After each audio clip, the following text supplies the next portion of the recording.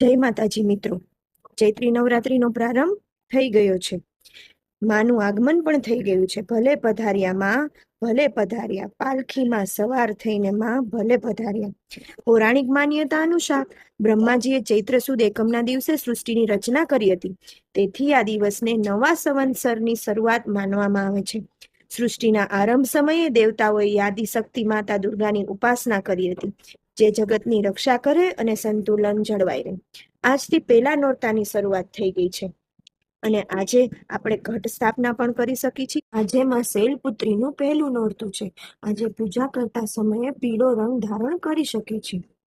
ચૈત્રી નવરાત્રી દરમિયાન તમે દુર્ગા સપ્તમી કે ચંડી પાઠના પાઠ પણ કરી શકો છો. દુર્ગા સપ્તમીમાં માર્કંડેય પુરાણના 700 શ્લોક છે. તેના પાઠથી નકારાત્મકતા દૂર થાય છે અને દેવીની કૃપા મળે છે. તે 3 ભાગ અને 13 અધ્યાયમાં વહેંચાયેલ છે. પ્રથમ ચરિત્ર, મધ્યમ ચરિત્ર અને ઉત્તમ ચરિત્ર. હા, આ પાઠ તમે 9 દિવસ દરમિયાન પૂરા કરી શકો છો.